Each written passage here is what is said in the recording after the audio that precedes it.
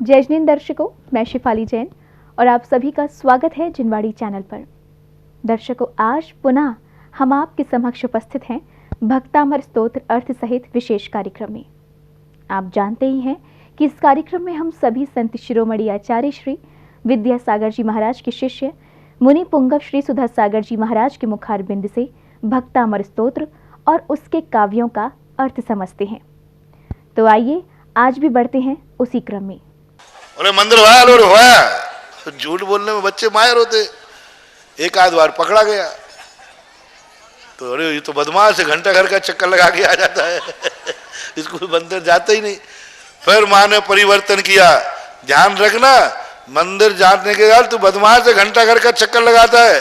अब पकड़ा गया, नहीं मम्मी कल से जाऊंगा। ऐसे नहीं मानूंगा, माथे पे चंदन का तिलक लगा के या तब मानूंगा, नाश्ता मिलेगा। जब तक चंदन का तिलक नहीं लगेगा माँ बेटे को भोजन नाश्ता नहीं देगी। अब उसने कहा ये नई आफत आ गई। तो वो मंदिर में जावे तो भगवान को तो देखे नहीं, बोलेगा चंदन की कटोरी कहाँ है। वो जो भगवान से कोई लेना देना, वो तो भगवान को बुरी तरह और देखता है। तुम्हारी आप बदौलत है जो हमें आगे बढ़ गए। और वो चंदन की कटोरी देखे और लगाए, हाँ बोले अब चंदन लेके आ गया। ये तरीके थे उनको भेजने के। आज ये तरीका पूर्णता खत्म हो गया, क्योंकि आज पापा मम्मी बेटी वही बिस्तर पर चाय नाश्ता कर रहे हैं। बेटे को आप कैसे भेजेंगे मंदिर में? भेज ही नहीं सकते। सब भ्रष्ट होते जा रहे हैं, धीरे धीरे सब आप लोग भूलते जा रहे हैं। इन संस्कारों को लौटाओ। बेटे से कहो बेटा मंदिर जाओ, लेकिन शर्त है उसके पहले तुम्हें भी, अन्यथा वही कहते पापा आप तो बिना मंदिर के खा रहे हैं और हम बच्चों को मंदिर भेज रहे। आपके पास कोई जवाब नहीं रहेगा। आज के बच्चे बहुत होशियार हैं, ध्यान रखना। तुम सोचो कि हम नहीं करें और वे कर ले। वे बताया था ना कि एक बच्चे ने बेटा ने कहा बेटा देख तेरी उम्र में मास्टर साहब कैप्टन बन गए थे नेहरू जी। तो उन्होंने कहा हाँ पिताजी बन गए होंगे। थोड़े देख तू गधा है। बोले पिताजी आपकी उम्र में नेहरू जी प्रधानमंत्री बन गए थे और आप अभी तो बस गधों के गधे ही तो होंगे। बच्चों की खोपड़ी बहुत तेज है आजकल। उनको पहले स्वयं करके दिखाना पड़ेगा, तभी जाकर के वह मानने वाला है, अन्यथा नहीं मानने वाला। पंडितों का प्रभाव क्यों नहीं पड़ता समाज पर? क्योंकि जो उपदेश देते हैं वे स्वयं पालन नहीं करते। साधुओं का क्यों कर पड़ता है प्रभाव? क्योंकि वो तुम्हें जो उपदेश देते पहले वो स्वयं पालन करते हैं, फिर बाद में तुम्हें देते हैं उपदेश। देखो मैंने पालन करके देख लिया, आप लोग तो ऐसी परंपरा थी। अब सोचता हूं कि नित्य नियम की पूजन कराने में पसीना आ गया, फिर भी अभी पूरा नहीं करा पाया। अभी 250 लोग आ रहे हैं, 200-250 के बीच में 2-4 कभी गैप मार देते हैं, लेकिन चल रहा है। लेकिन अभी 250 ही थोड़ी है क्षेत्रपाल मंदिर के एरिए में।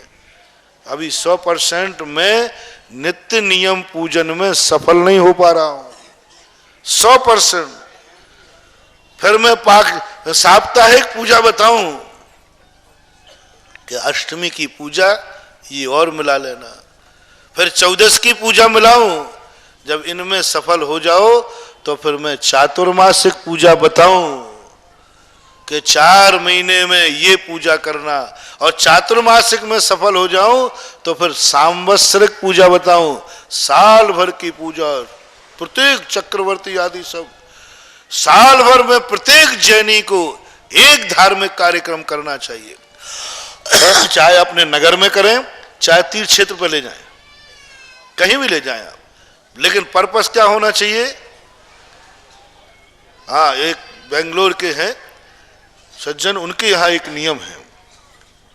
एक श्रावक मिला था, मैं राजस्थान में था, उनका नियम है साल भर में पूरे रिश्तेदारों को इकट्ठा करके किसी ना किसी एक क्षेत्र पर जाकर के वो विधान करते हैं और सब एक साथ मंदिर में वहां बैठ करके जो भी आपकी क्रियाएं हैं वो करते हैं। पूरे रिश्तेदार थ्रू आउट, उनका नियम है कि हमारे इस कार्यक्रम में रिश्तेदार को आना जरूर है, चाहे भली वो मेरे यहाँ मरे पे आवे या ना आवे, लेकिन इसमें आना अनिवार्य है। लोग चाहते हैं भैया महाराज वहाँ जाना ही पड़ेगा, कार्यक्रम था मेरा, मैंने तुम नहीं जाओ तो नहीं जाओ, अरे महाराज नहीं जाऊंगा तो हमेशा के लिए बुराई खत्म, मतलब बुराई हो जाएगी, रिश्तेदारी खत्म हो जाएगी। वो ऐसे रिश्तेदार हैं जो कहते मरे पर भी नहीं आओ तो हम बुरा नहीं मानेंगे, लेकिन मेरे साल भर में एक बार धार्मिक कार्यक्रम में तो आना ही पड़ेगा। मुझे इतना अच्छा लगा कि शास्त्रों में पढ़ते थे, आप लोग भी शुरू करो, ये कर सको तो, बड़े आदमी हैं, कर सको तो साल भर में एक बार बुलाओ। देवगढ़ तुम्हारे यहाँ तो चारों तरफ क्षेत्र हैं, देवगढ़, सिरोंजी आदि सब, और नहीं तो सबसे निकट का क्षेत्रपाल जी है ना।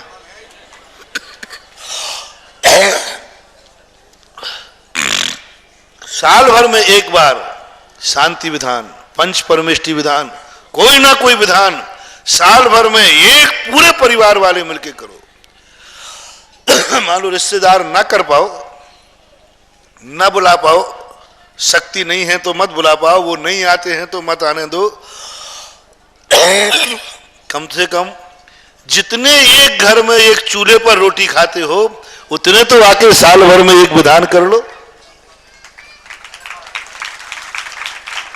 मान लो जितने लोग यहां रहते हैं उनका निमंत्रण कर लो, सब परिवार वाले नहीं मिलते हैं तो जो एक घर में एक चूल्हे पर रोटी खाते हैं उनको साल भर में एक कोई विधान, चाहे वो शांति विधान करो, चाहे पंच परमेष्टि विधान करो, चाहे कर्म दहन विधान करो, दो महीने 2 घंटे का कोई ना कोई ऐसा विधान करो जो आपने प्रतिदिन साल भर में नहीं किया है। अब तो कठिन नहीं है, एक विधान, शांति विधान, पंच परमेष्टि विधान, कर्म दहन विधान, इनमें से कोई एक विधान 2 घंटे अपने बढ़िया करो और सब जाकर के अपने घर जाओ। ये सांवत्सरिक होना चाहिए। और एक विधान कहा गया जीवन के अंत में, जिसके लिए एक विधान ऐसा होना चाहिए, जिस नगर में तुम रहे हो उस नगर में और दुनिया के सारे साधर्मियों को निमंत्रण देकर के और वह विधान करना जिसे बोलते हैं विधान। हर व्यक्ति को जीवन में एक विधान ऐसा करना चाहिए जिसमें उस धर्म को मानने वाले, उन भगवान को मानने वाले सारे भारत में निमंत्रण दो कि मैं इन भगवान की पूजा कर रहा हूं, महापूजा। इसमें जो साधर्मी बंधु है, पत्रिका छाप करके लिखा उन्होंने, आमंत्रण पत्रिका देकर सारे भारत के लोगों को सूचना दो, आप आकर के हमारे साथ पूजा कर सकते हैं। हम जीवन की अंतिम पूजा करने जा रहे हैं, हम जीवन का एक उपसंहार करने जा रहे हैं। 60 वर्ष के बाद हर व्यक्ति को यह पूजा करना ही चाहिए, कभी भी कर लो। 60 वर्ष के बाद में आकस्मिक कोई बीमारी का मरण आ गया तो पहले भी कर सकते हो, जैसे कोई बीमारी आ गई अब मरना निश्चित है, लेकिन ग्रस्त बिना विधान किए मरण को प्राप्त ना होवे, ये जीवन की अंतिम पूजा है। यही निर्णय करेगी तुम्हारे भविष्य का। हम साधुओं को यही कहा, प्रतिक्रमण, पहला प्रतिक्रमण दैनिक, देवस्य को रात्रिक 2 प्रतिक्रमण करते हैं, फिर पाक्षिक प्रतिक्रमण करते हैं, फिर चातुर्मासिक प्रतिक्रमण करते हैं, फिर दिवाली के दिन सांवत्सरिक प्रतिक्रमण करते हैं प्रति साल का। पहले तो प्रतिदिन की गलती प्रतिदिन निपटा लिया, फिर रह गई हो तो 15 दिन में, रह गई हो तो 4 महीने में, रह गई हो तो साल भर में, फिर अंत में जब समाधि का समय आता है और तमार्थिक प्रतिक्रमण किया जाता है, जो पूरा संघ बैठता है उसके सामने पढ़ते हैं। आपकी पूजा है, आप ग्रस्त हैं तो आपकी पूजा, पूरे सबको बुलाओ, सब आओ। शक्ति नहीं है, सब नहीं आ सकते हैं तो कम से कम सभी रिश्तेदारों को बुला करके, और जिस नगर में रहते हो उस नगर के सभी साधर्मियों को, मान लीजिए आप ललितपुर में हैं तो निमंत्रण बोर्ड पर लिख दिया, आज हमारे जीवन का अंतिम महायज्ञ करना चाहता हूं, जिनको शामिल होना, तो नगर के कम से कम लोगों को बैठाल करके जीवन के अंत का विधान जरूर करना, जैसे सिद्ध चक्र मंडल विधान, कल्पद्रुम महामंडल विधान, महापूजा कहलाती हैं, और भी सर्तुभद्र आदि, त्रिलोक तिलक मंडल आदि, जैसे अभी अलिया जी ने कर लिया। हाँ, लेकिन हमने ध्यान रखा, फिर बीच में जाए कहा था ज्ञान लिया जी सबको फोन कर दो, जो रिश्तेदार नहीं आएगा उसका अलिया नहीं और अलिया के वो नहीं, तुरंत यही फोन करना, आज के बाद हमारे तुम्हारे संबंध खत्म। इसमें तो आना ही पड़ेगा। हर नहीं, तेरा ही नहीं, देखो गड़बड़ मत पकड़ाओ कामरा जी, ऐसे नहीं कि तुम अलिया जी की जिंदगी में लड्डू लुढ़काओ, ऐसा नहीं, वो तो अशुभ है। जीवित में 13वां करना स्वयं के लिए और अपने वंश के लिए सबसे ज्यादा अशुभ और अमंगल है। जिंदा में 13वां करना ये आपके वंश के लिए बहुत हानिकारक है। 13वां अपने, पहली बात तो अपने यहां 13वां है ही नहीं, मृत्यु भोज है ही नहीं। अपने यहां में बता रहा हूं ना, हो गया 13वां का महाभाव। जीवन के अंत समय में एक महाविधान करो जिसमें सारी समाज को बुलाओ और सारी समाज पूजा में बैठे और उसमें सब कहो कि भैया आप लोगों की मेहरबानी से हम आज तक धर्म ध्यान करते आए। बड़ी विधि है, कभी विधि सब कोई करे तो फिर मैं समझाऊं, नहीं तो क्या खाक समझाऊं, अपने करना धरना है नहीं, मैं अपना दिमाग खराब करता फिर। ग्राहक आए तो माल उठाऊं, नहीं तो माल पटकू और घड़ी लगा के रखू, ऐसी उठादारी नहीं बनती मेरे से।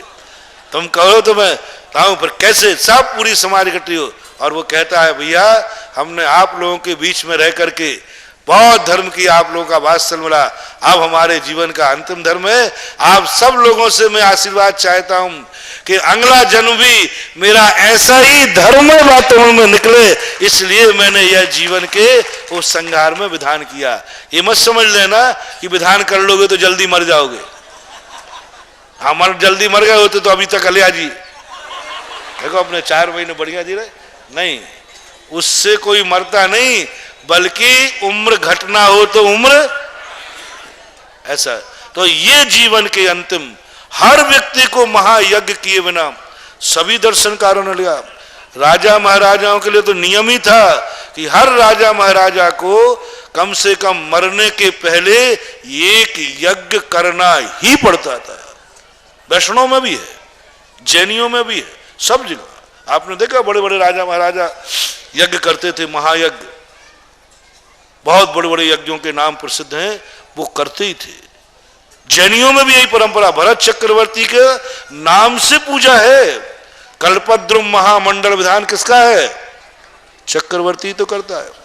इसलिए आप लोग आज 26वें काव्य की भूमिका में जिंदगी के अगले भाव की यदि जिंदगी सुधारना है तो जिंदगी में एक बार पूरी समाज को बैठाल कर भगवान की पूजा जरूर करना, पूरी समाज को निमंत्रण देना, हमारी तरफ से आज की पूजा है मरने के पहले। ठीक है, खिलाने का हो तो बाद में भोजन करा देना पूरी समाज को।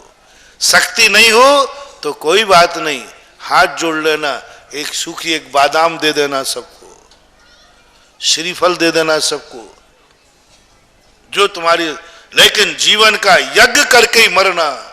मेरा तो भावना है जो जो मेरे भक्त हैं ग्रस्त, वे जिंदगी का अंत में यज्ञ करके ही मरे, कोई ना कोई विधान करे, छोटा विधान कर लेना। 8 दिन का ना हो तो 1 दिन का कर लेना, कोई बात नहीं। मान लो 8 दिन बड़ा विधान 10 दिन का नहीं कर पाते हो तो 1 दिन, लेकिन उसका क्या होना चाहिए? ये मेरे जीवन के उपसंहार में, हे भगवान हम आपके अंत तक धर्म करते हुए मेरे मरे, जब मेरे प्राण निकले बस यही धर्म का संस्कार रहे। तो इतने जो मैंने कहा, इनमें से कितने जीवित रह सकते हैं? जीवन के अंत वाला, साल वाला, 4 महीने वाला, 15 दिन वाला, 8 दिन वाला, प्रतिदिन वाला,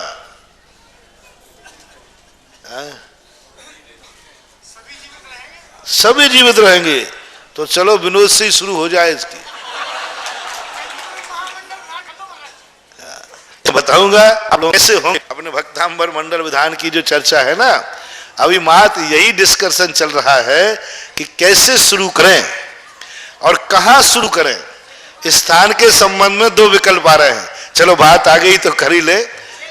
भक्तांबर के संबंध में विकल्प है, सुने, ऐसे नहीं, अपने अपना मोह नहीं। जो व्यक्ति जहां नहीं रहता है वहां रहता है, वहां के संबंध में नहीं बोलेगा। क्षेत्रपाल वाले क्षेत्रपाल की नहीं बोले, हटा मंदिर वाले हटा मंदिर वाले नहीं बोले। ये तो अपना मोह है। और मैं बहुत खतरनाक हूं, तुमने जहां के कहीं वहीं से हम तुम्हारा मकान बिकवा के दूसरे मोहल्ले में दिलवाएंगे, फिर पूछेंगे कहां होना चाहिए। एक बार हुआ, मैं बड़ा खतरनाक साधु हूं, तुम्हें मालूम है। एक व्यक्ति ने इतना झगड़ा किया, नहीं ये यहीं होना चाहिए, क्योंकि उसका मंदिर घर पास में था। और दूसरे मोहल्ले का उसने बड़ा विरोध किया। इतना क्लेश हो गया, कसाय बढ़ गई। अब मेरी शरण तो भगवान ही माने कि भगवान कैसे कसाय मिटे, इनमें तो बड़ी कसाय हो गई इसको लेकर, अब मैं क्या करूं।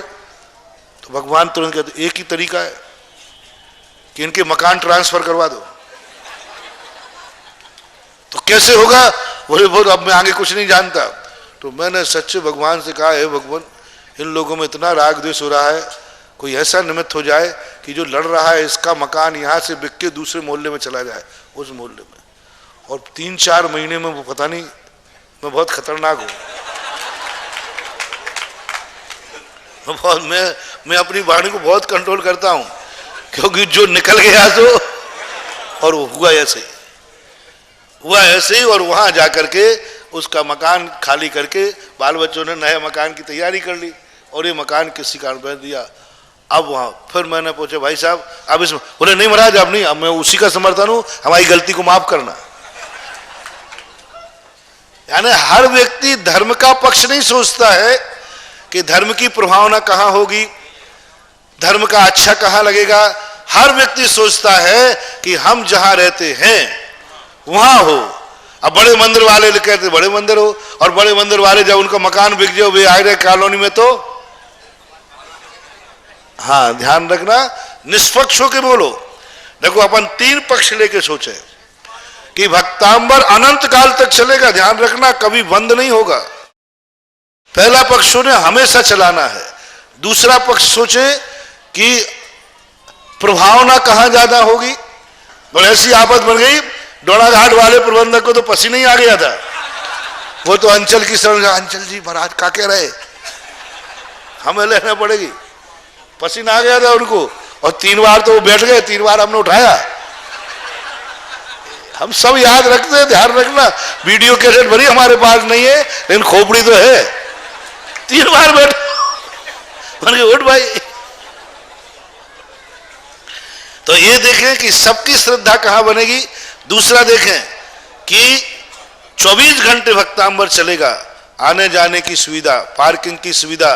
रात में भी यदि कोई आते हैं तो क्योंकि हनुमान ताल देखो, हनुमान ताल वालों ने पूरे उन्होंने ये त्याग किया। सबसे मूल मंदिर कौन सा था पवन?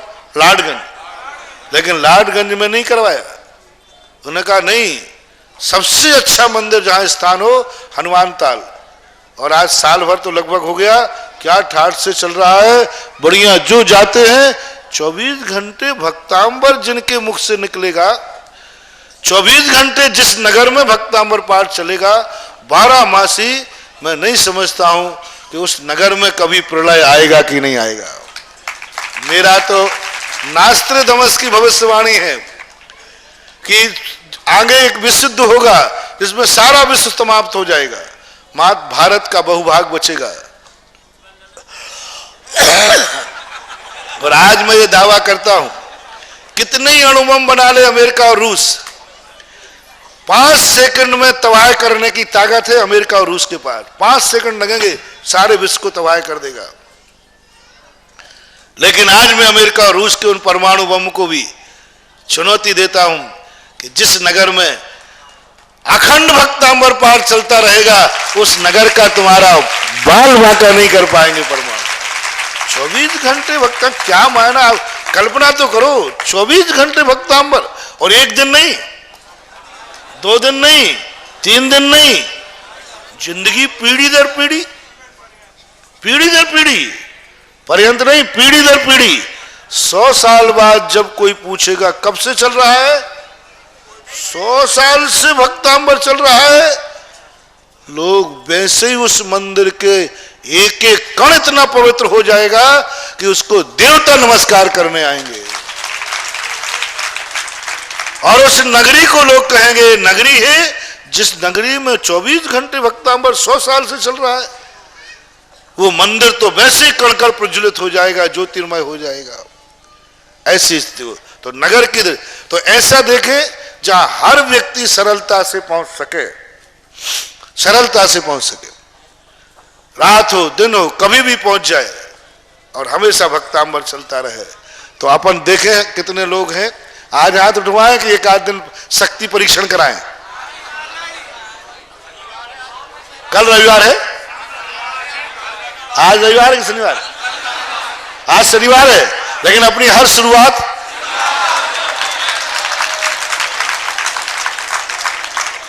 पता नहीं क्यों हर चीज शनिवार को ही अपने 24 नंदीश्वर सहस्त्रकूट ये सब कुछ मायना नहीं रखते हैं।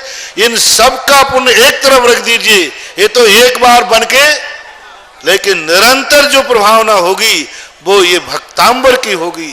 इसको साधारण चीज मत समझना। तो सही रूपाद विदास है नहीं, हमारे ज्ञान सागर जी बहुत आगे करा, उन्होंने लिखा वीरोदय में, उन्होंने कहा अब भगवान आप मत बोलना बाद में कि हम गलती क्यों करते हैं, आप मत बोलना कि हम में दोष क्यों है। आप बार बार प्रश्नों में बोलेंगे और आपके ये भक्त मुनि लोग भी बोलते रहते हैं कुछ तो गुण ले लो रे, कुछ तो दोष छोड़ दो। अब मत कहना आप प्रवचन में, क्यों? जब गुण छोड़े हुए तो हमें मिले, सारे गुण तो आप समेट के ले गए हो और हमसे कहते हो गुण कहां से लाऊं। और बुराइयां तो जब गुण आपने सब ले ले तो बची बुराइयां। कुछ बुराइयां तुम ले जाते और गुण छोड़ जाते तो हमें कुछ गुण मिल जाते। इसलिए अब तो हम जो बचो है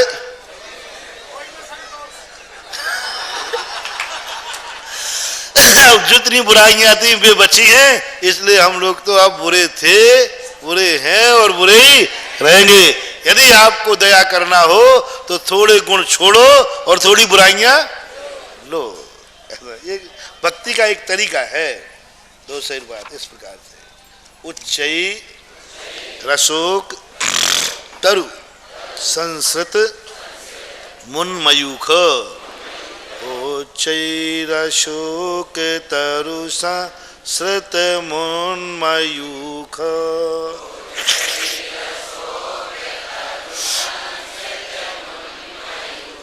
मां भाति रूप ममलम भवतो नितांतम, मां भाति रूप ममलम भवतो नितांतम।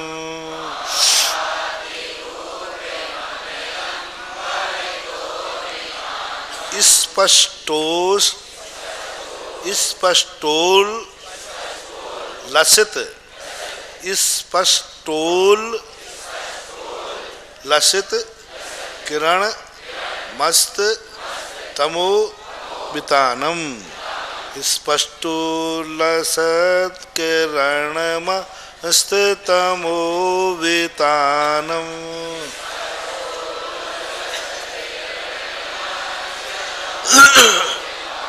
बिम्बम रविरिव पयोधर पार्श्ववर्ती, बिम्बम रविरिव पयोधर पार्श्ववर्ती।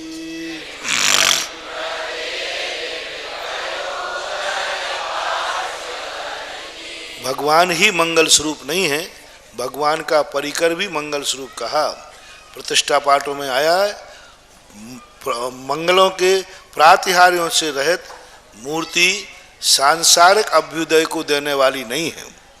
प्रातिहार्यों से रहित मूर्ति सिद्धि तो दे देगी, धर्म दे देगी, साधना के लिए कार्य कारण बनेगी, वीतराग मुद्रा है, मोक्ष मार्ग के लिए तो बिना प्रातिहार्यों की मूर्ति यानी सिद्ध आदि की मूर्ति भी हो तो भी वह कोई बाधक नहीं है। लेकिन संसारी प्राणी जो आप गृहस्थ हैं, गृहस्थ को अकेला परमार्थ सुखी नहीं चाहिए, संसार का वैभव भी चाहिए। तो उन्होंने कहा गृहस्थ को सदा अष्ट प्रातिहारों से युक्त मूर्ति बैठालना चाहिए, अष्ट प्रातिहारों से युक्त वेदी बनाना चाहिए, अष्ट मंगल और अष्ट प्रातिहारों से संयुक्त मंदिर को सजाना चाहिए। वह तुम्हारे लिए सांसारिक दृष्टि से मांगलिक है। इसलिए जब वेदी बनाते हैं तो ऐसे ही खाली वेदी बैठाल देते हैं भगवान जी को, नहीं, उसके पीछे वृक्ष बनना चाहिए, पूरा अखंड वृक्ष। आजकल वेदी वाले कटिंग करके लगा देते हैं कटर से, क्योंकि वो कहते हैं पीछे की पीठ थोड़ी दिख रही है, वो जितना जो वृक्ष दिखता है ना उतना लगा देते, तना पीछे नहीं दिखता है। वो कहते वो तो मूर्ति से दब जाएगा। दब तो जाएगा लेकिन बिना तने का पेड़ सूखा रहेगा। भली उसमें तुम्हें दिखे या ना दिखे, लेकिन पीछे के वृक्ष में तने और जड़ें पूरी बनना चाहिए। जड़ें हो, तना हो, डालियां हो, पत्ते हो, फूल हो, फल हो, एक भी आइटम उस वृक्ष में कम नहीं होना चाहिए।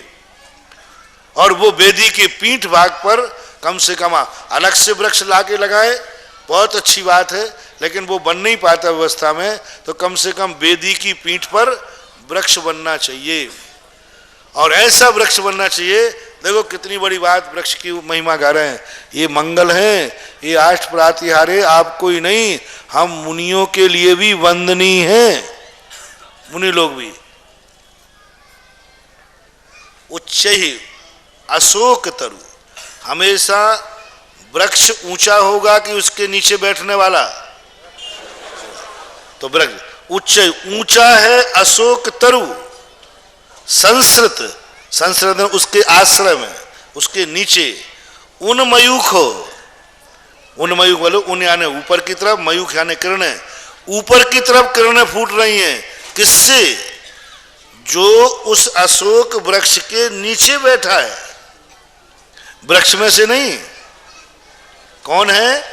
जो अशोक वृक्ष के नीचे बैठा है और बहुत ऊंचा वृक्ष है, उसके उन मयूख हो, ऊपर की तरफ किरणें फूट रही हैं। सीधी तो वो जा नहीं सकती, वृक्ष है तो यूं फूट रही है, ऊपर के उन्मुख है। स्पष्टो लसत, स्पष्ट मूल शब्द क्या है वो? नहीं, माँ भाती, मयूखम आभाती, आभाती यानी वो किरणें शोभायमान हो रही हैं। अभी पूरा घटा दूंगा। कैसे है उनका रूप? आने शरीर, अमलम यानी निर्मल, भवतो नितांतम, आपका यह शरीर निर्मल और नितांतम यानी अंत से रहित शोभा को प्राप्त हो रहा है, यानी अवर्णीय शोभा। अपन क्या कहें उसको? नितांतम यानी अवर्णीय, जिस शोभा का अंत नहीं है, ऐसी शोभा को प्राप्त हो रहा है। रूप यानी शरीर, आपका निर्मल शरीर किसके नीचे? अशोक वृक्ष के नीचे आपका शरीर अवर्णीय शोभा को प्राप्त हो रहा है, जिनमें से किरणें निकल रही हैं। और क्या हो रहा है? कैसे लग रहा है? स्पष्ट, उल्लसत, उल्लसत यानी स्फुरायमान, स्पष्ट, स्पष्ट यानी बादल बादल कुछ नहीं है, उल्लसित यानी स्फुरायमान किरणें, किरणें ऐसे स्फुरित हो रही हैं जैसे फुलझड़ी जलाते ना किरणम। अस्त तमोवितानम, और उन किरणों ने, सूर्य ने नहीं, उन सूर्य की किरणों ने, सुबह का प्रातः काल का सूर्य देखो एकदम किरणें निकलती हैं।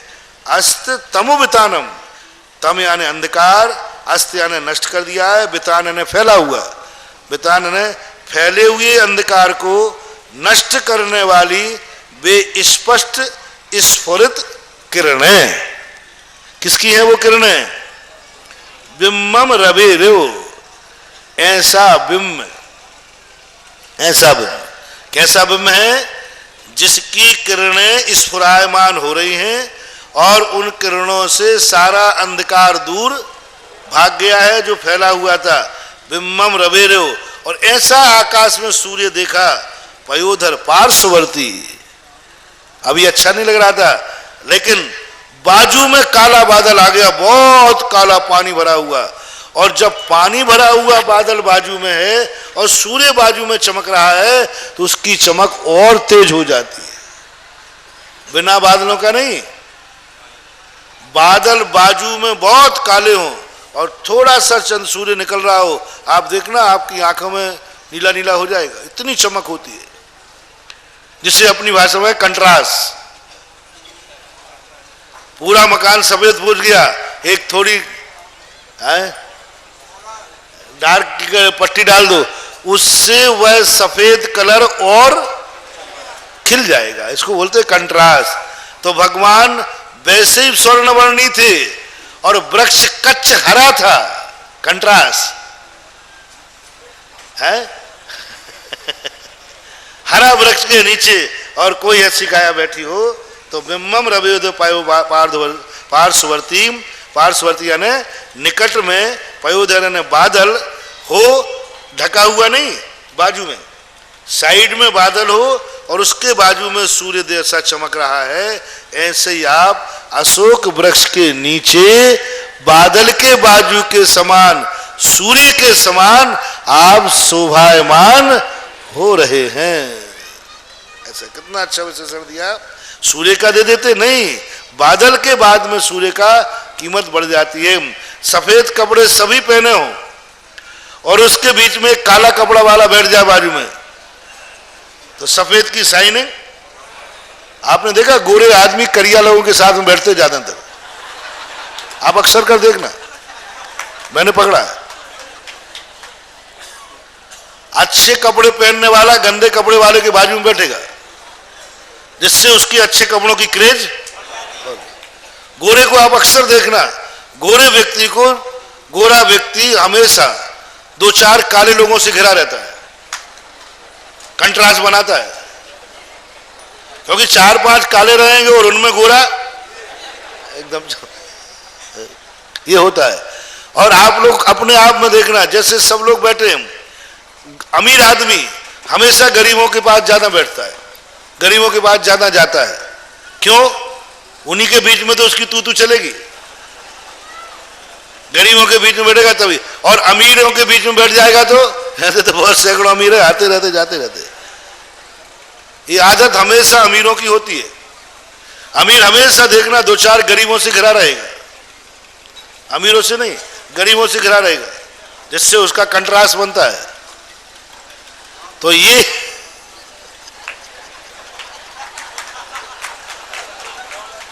तो मैं कहां से लाता हूं, मेरे अंदर से निकलते हैं कि ऊपर से आती है कि ये दे देते हैं।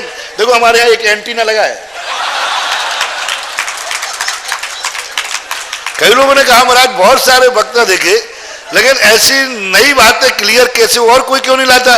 तो हमने कहा देखो एक टीवी होती है जिसमें एंटीना नहीं होता, उसमें पिक्चर साफ नहीं आती, और एंटीना लगते ही तो हमारे यहां तो एक एंटीना है यहां पर, वो एंटीना से बिल्कुल पिक्चर क्लियर लाता है, एकदम 100% सीधी बैठ जाती क्लियर। इसलिए कहां से आता है ये चिंता मत करो, सही है कि नहीं। बड़ा आदमी किसको पसंद करेगा? छोटे को, क्योंकि छोटा रहेगा तभी। बड़ा आदमी बड़े को कभी पसंद नहीं करता, बड़ा आदमी छोटे को पसंद करता है, क्योंकि कंट्रास्ट तभी बनेगा। इसी प्रकार से प्रकृति ने भगवान के बाजू में एक बहुत कच्छ पेड़ अशोक का हरा है, उसके नीचे बैठे हैं भगवान और ऐसे शोभायमान हो रहे हैं। दर्शकों, हम देख रहे थे भक्तामर स्तोत्र अर्थ सहित विशेष कार्यक्रम सिर्फ जिनवाड़ी चैनल पर। मुनि पुंगव श्री सुधा सागर जी महाराज के मुखार बिंद से भक्तामर स्तोत्र और उसके काव्यों का महत्व समझा। दर्शकों, मुझे दीजिए आज्ञा और आप देखते रहिए जिनवाड़ी चैनल।